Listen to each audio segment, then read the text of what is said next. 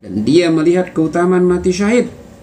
Sungguh dia menginginkan dia kembali ke dunia, dan kemudian dia berperang dan dia mati syahid sekali lagi. Itu kemuliaan orang yang mati syahid. Bismillahirrahmanirrahim. Assalamualaikum warahmatullahi wabarakatuh. Alhamdulillahirabbil alamin. Wa bihi nasta'in ala umuri dunya waddin. Sallallahu ala nabiyina Muhammadin wa ala alihi wa sahbihi ajmain. Amma ba'd. Saudara-saudariku kaum muslimin muslimat dimanapun berada, yang pada kesempatan ini insyaallah selalu dalam lindungan Allah Subhanahu wa ta'ala, dalam limpahan karunia, rezeki, hidayah dan rahmatnya. Pada kesempatan ini kita akan menyampaikan tentang pendapat bahwa Islam itu adalah umat, atau umat Islam itu adalah umat yang tidak pernah kalah perang. Umat yang tidak pernah kalah perang. Mungkin bagi sebagian kalangan, sebagian pihak mungkin klaim bahwa umat Islam adalah umat yang tidak pernah kalah perang adalah pendapat yang berlebihan. Karena memang dalam kehidupan tentu ada kalah, ada menang, ada pasang, ada surut, ada naik, ada turun, kadang jatuh, bangun, dan lain sebagainya. Itu adalah roda kehidupan. Namun jika kita dalami lagi, sejatinya bagi seorang muslim tidak demikian memaknai kehidupan. Muslim adalah umat yang tidak pernah kalah perang, senantiasa menang dalam berbagai kondisi. Dalam peperangan, kita lihat sejarah dari Nabi Sallallahu Alaihi Wasallam, meskipun seringkali terjadi perbedaan jumlah pasukan, jomplang, seperti perang Badar, 313 pasukan Muslim melawan dan menang melawan 1000 pasukan kafir Quraisy. Itu salah satunya. Namun mungkin muncul pertanyaan, masa sih segitu banyaknya perang umat Islam gak pernah kalah? Coba kita lihat fakta dan apa yang menyebabkan bahwa kita bisa berpandangan, kita berpendapat bahwa umat Islam adalah umat yang tidak pernah kalah perang. Ini bisa kita ambil dua pendekatan. Yang pertama, pendekatan fakta tentang perang yang dilakukan Nabi Sallallahu Alaihi Wasallam. Kita ambil singkatnya aja biar nggak terlalu meluas, yaitu peperangan yang dilakukan dalam masa Nabi Muhammad Sallallahu Alaihi Wasallam. Yang kedua, dalil Al-Quran tentang perang ini sendiri. Kalau kita lihat sejarah dari Nabi Muhammad Sallallahu Alaihi Wasallam, tentu banyak perang yang terjadi, banyak pembebasan yang dilakukan. Namun pertanyaannya, benarkah gitu banyaknya perang? Katakan seperti perang Badar, perang Bani Kainuka, perang Uhud, perang Ahzab atau perang Kanda, perang Khaybar, perang Hunain, sampai perang Tabuk. Apakah tidak pernah itu kalah? Benarkah tidak ada kekalahan pada umat Islam? Sebenarnya tidak ada. Meskipun pasukan umat Islam itu kalah jumlah. Lalu bagaimana dengan pendapat yang mengatakan bahwa umat Islam itu kalah ketika perang Uhud. Mungkin bagi sebagian pendapat bahwa perang Uhud adalah satu-satunya perang di mana umat Islam menderita kekalahan. Kekalahan yang dianggap dipicu oleh perilaku pasukan yang mementingkan kehidupan dunia, di mana ketika itu pasukan pemanah turun dari tempat tempat yang diperintahkan Nabi untuk bertahan, yaitu di bukit itu. Ketika sudah anginnya itu menang, mereka turut memperebutkan harta rampasan dan berbalik, dan dianggap umat Islam di sini kalah. Mengenai perang Uhud ini disebutkan dalam Al-Quran di ayat 140 surah Ali Imran. Iyamsaskum korhum faqad massal qauma korhum misluh. Jika kamu, ini di dalam kurung disebutkan dalam perang Uhud, jika kamu pada perang Uhud mendapat luka, maka sungguhnya kaum kafir itu pada perang Badar juga mendapatkan luka yang serupa. Wa tilkal ayyamu nudawwiluha bainan nas. Dan masa itu kami bergilirkan di antara manusia. وَلِيَعْلَمَ الَّذِينَ آمَنُوا وَيَتَّخِذَ مِنكُمْ شُهَدَاءَ. Supaya Allah membedakan orang-orang yang beriman, supaya sebagian kamu dijadikan syuhada, syahid. Wallahu la yuhibbuz zalimin. Dan Allah tidak menyukai orang-orang yang zalim. Ayat ini menggambarkan kejadian ketika perang Uhud, di mana disebutkan bahwa umat Islam mendapatkan luka pada perang Uhud, di mana sebelumnya kaum kafir juga mendapatkan luka yang serupa. Namun ketika kita mendalami dalam perang ini, kata luka, kata korhun pada ayat ini tidak bermakna kekalahan. Memang umat Islam banyak yang terluka, banyak yang terbunuh pada perang Uhud. Bahkan Nabi Muhammad SAW juga mendapatkan cedera yang cukup serius. Bahkan gigi beliau disebutkan rompal. Apa rompal? Ya seperti saya ini ya, gropes itu istilahnya. Namun jika kita lihat peperangan itu, perang Uhud itu, sebenarnya umat Islam gak kalah. Jadi kalau perang Uhud itu bisa kita bagi 3 ronde, 3 fase, maka umat Islam itu menang di ronde pertama dan ronde ketiga. Di fase pertama, fase ketiga. Di fase pertama, kekuatan iman pasukan Islam dan kecerdikan Nabi Muhammad SAW dalam menempatkan pasukan jelas dapat memenangi pertarungan. Bahkan disebutkan 10 pemegang bendera orang Quraisy itu mati secara bergantian. Bahkan sampai benderanya itu sendiri, bendera orang Quraisy itu sendiri, nggak ada sampai yang berani memegangnya lagi. Sampai 10 orang mati.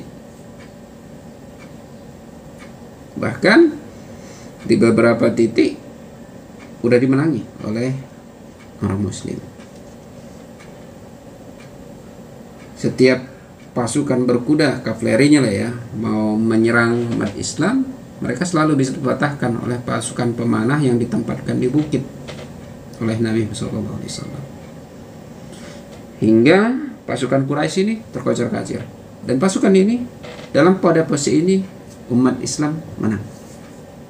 Namun ketika orang-orang Quraisy sudah meninggalkan kocar-kacir, maka pasukan umat Islam itu sudah mulai mencari ghanimah, rampasan perang. Sementara pasukan pemanah sudah disebutkan Nabi SAW untuk tidak bergerak, tidak meninggalkan posnya. Namun karena tergiur dengan ghanimah, mereka turun. Fase pertama umat Islam menang. Fase kedua karena turun, pasukan kavaleri yang dipimpin Khalid bin Walid ini menyerang balik, sehingga bisa pasukan umat Islam itu kembali tersudut, bahkan hingga ke bukit, dan orang-orang kafir Quraisy sudah mulai menguasai keadaan. Perangan itu sudah mereka yang pegang. Di tengah ketersudutan ini, umat Islam tersudut di Bukit Uhud, dan cuman tidak bisa orang kafir Quraisy juga sampai menghancurkan, tidak, hanya tersudut di bukit. Ketika orang-orang kafir Quraisy mau mendekat, mereka dipukul kembali, sehingga peperangan seperti gencatan senjata. Orang Quraisy tidak bisa naik, sehingga umat Islam pasukannya bertahan di atas. Di tengah perperangan ini, pasukan umat Islam itu diberikan anugerah oleh Allah berupa kantuk. Suatu anugerah dalam peperangan bisa diberikan kantuk oleh Allah. Karena di tengah peperangan orang sudah berpikir antara hidup dan mati, tentu tidak berpikir lagi tentang rasa ngantuk. Ngantuk ditahan daripada nyawa melayang. Dan di sini orang-orang kafir Quraisy ketakutan. Dan makin lama bertahan, mereka semakin tidak bisa menembus pertahanan umat Islam yang di bukit itu. Gitu mereka mau masuk lagi, dipukul lagi. Sehingga keadaan ini, walaupun umat Islam terdesak, tersudut, cuman pasukan kafir Quraisy juga tidak bisa masuk.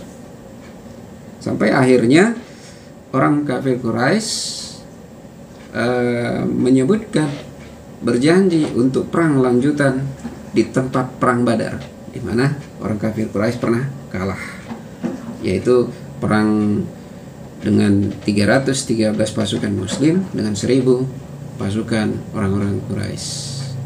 Dan sepakat atas perintah Nabi, sepakat akan ada peperangan lanjutan. Itu fase kedua. Kalau ini di fase ini dikatakan pasukan umat Islam itu kalah, boleh, silahkan.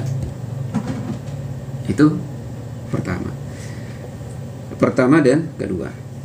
Katakan ini seri. Fase pertama umat Islam menang, fase kedua pasukan kafir Quraisy dengan catatan katakan menang.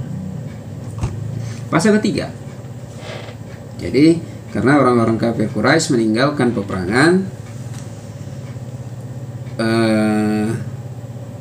mereka pulang tanpa bisa membawa apa-apa, tidak mendapatkan ghanimah, rampasan perang.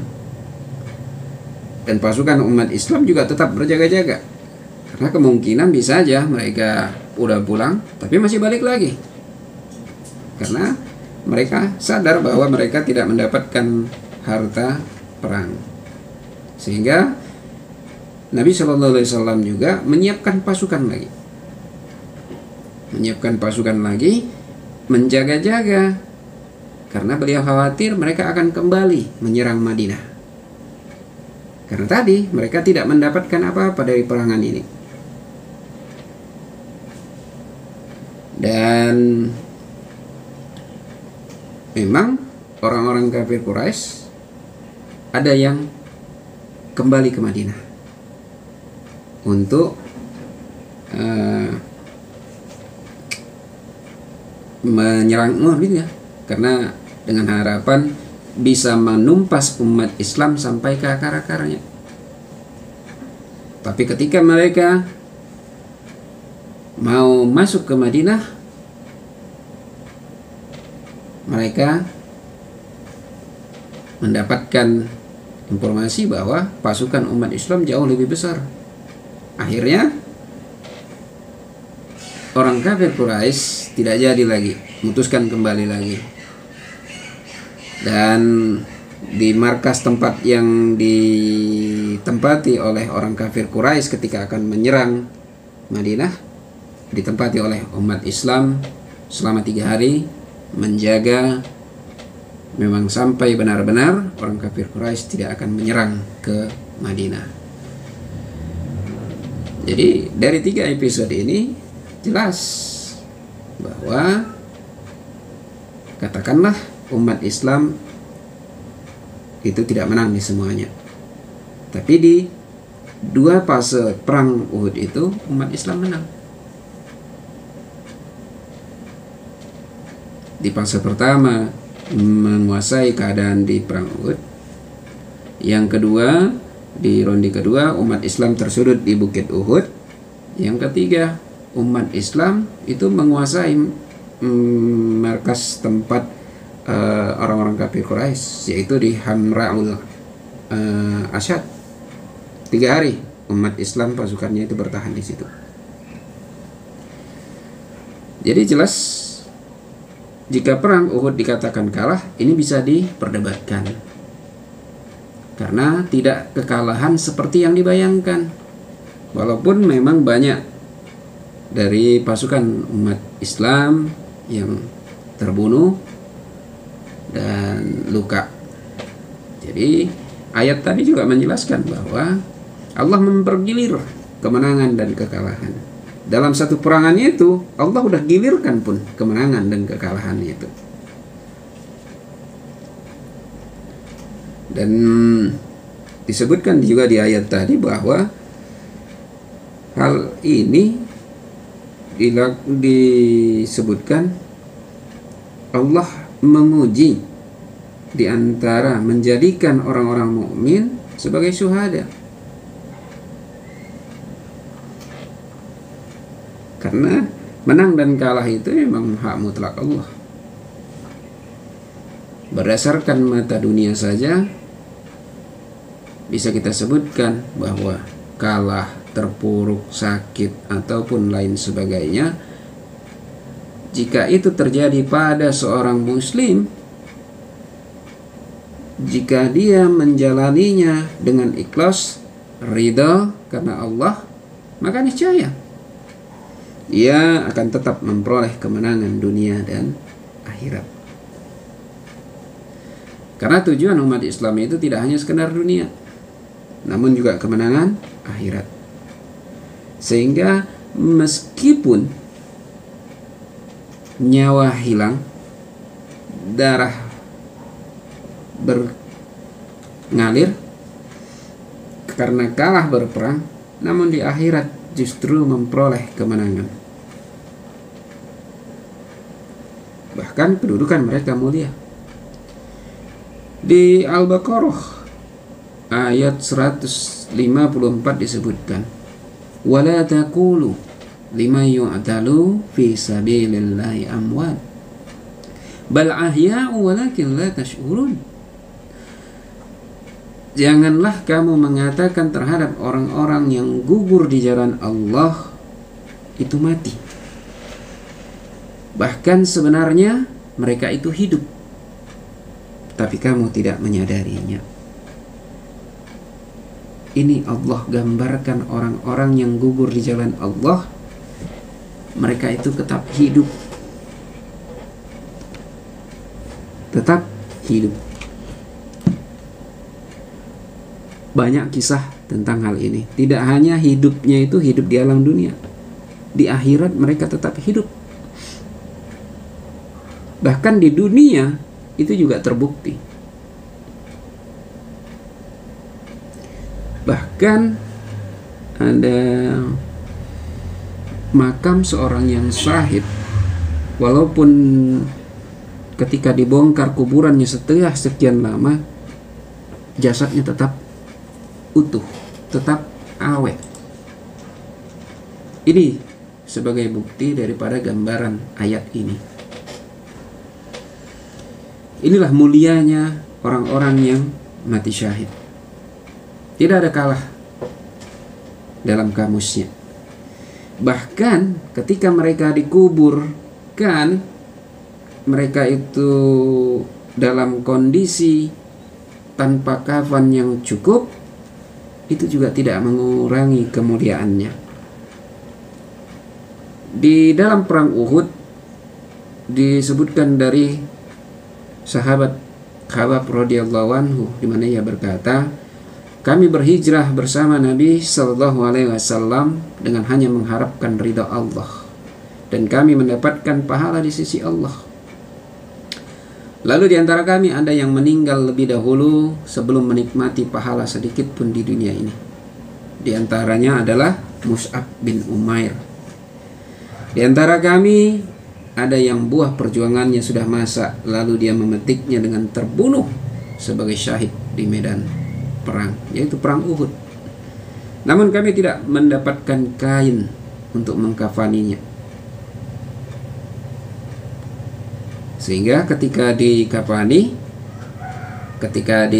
untuk menutupi kepala, kakinya terbuka. Ketika dikafani sampai ke kaki, kepalanya terbuka. Itu saking tidak cukupnya.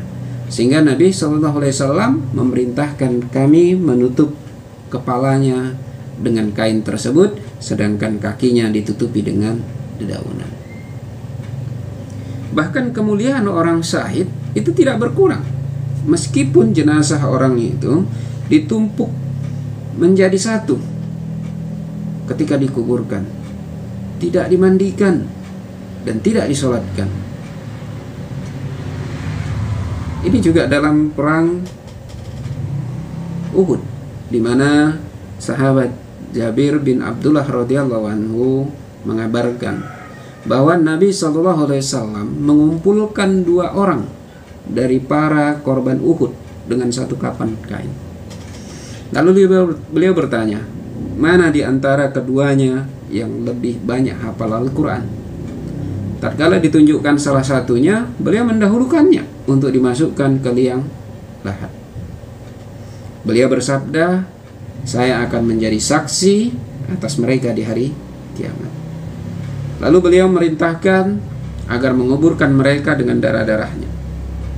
Beliau tidak mensolatkan dan tidak juga memandikan. Artinya, walaupun dengan kapan seadanya, ditumpuk menjadi satu, dikuburkan dengan darah-darahnya, tidak dimandikan, tidak disolatkan, itu tidak mengurangi kemuliaan daripada orang-orang syahid. Bahkan kedudukan mereka itu disebutkan, disejajarkan dengan para nabi. Disebutkan di surat An-Nisa, wa may yuti'illaha war rasul, barang siapa yang mentaati Allah dan Rasulnya, wa ulaika ma'al ladzina an'amallahu alaihim min nabiyyina was-sadiqina was-suhada'i was-salihin. Mereka itu akan bersama-sama dengan orang yang dianugerahi nikmat oleh Allah, yaitu nabi-nabi, para syirikin, para orang-orang yang mati syahid, dan para orang-orang soleh. Wa hasuna ulaika rafiqa, dan mereka itu adalah sebaik-baiknya teman. Ini di surat An-Nisa ayat 69.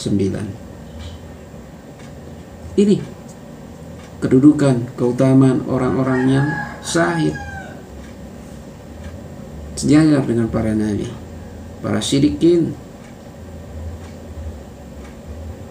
Bahkan Nabi SAW menggambarkan kemuliaan orang syahid, besarnya pahala syahid, sampai-sampai mereka mau hidup lagi, mau lagi kembali ke dunia dan syahid lagi. Ini disebutkan dari riwayatnya Anas bin Malik radhiyallahu anhu, bahwa Nabi Muhammad SAW bersabda, tidak ada seorang hamba pun yang meninggal dunia di mana di sisi Allah dia mendapatkan balasan yang lebih baik sehingga membuatnya berhasrat untuk kembali lagi ke dunia. Dan sungguh dia mendapatkan dunia beserta isinya, kecuali orang yang mati syahid. Dan dia melihat keutamaan mati syahid. Sungguh dia menginginkan dia kembali ke dunia, dan kemudian dia berperang dan dia mati syahid sekali lagi. Itu kemuliaan orang yang mati syahid. Ini disebutkan di hadis Sahih Al-Bukhari nomor hadis 2586. Saking besarnya pahala syahid, sampai-sampai mau balik lagi ke dunia dan syahid lagi. Jadi jelas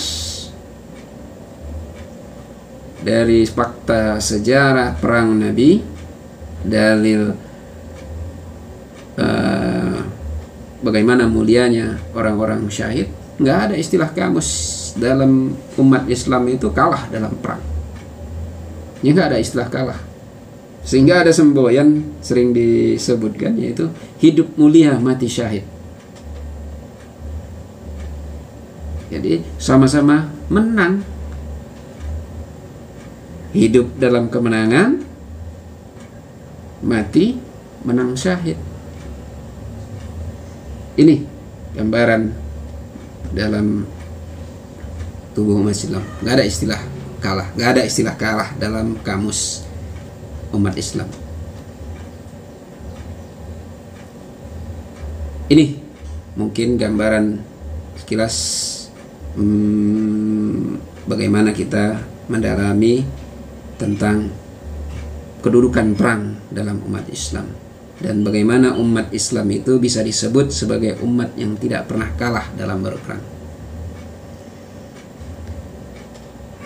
Mungkin ini bisa menjadi pengingat untuk mendekatkan diri kepada Allah, kepada kita semua, khususnya kepada saya pribadi, pada saya sendiri. Semoga kita mendapatkan pelajaran dari hal ini. Subhanakallahumma wa bihamdika asyhadu an la ilaha illa anta astaghfiruka wa atubu ilaik. Billahi taufiq wal hidayah. Assalamualaikum warahmatullahi wabarakatuh. Terima kasih. Untuk download buku bisa langsung melalui website Hikmah 313, dan untuk saran, kritik maupun pertanyaan dapat melalui kolom komentar. Dan untuk dapat mengikuti video-video selanjutnya, silakan untuk subscribe dan hidupkan notifikasi loncengnya. Billahi taufiq wal hidayah. Assalamualaikum warahmatullahi wabarakatuh.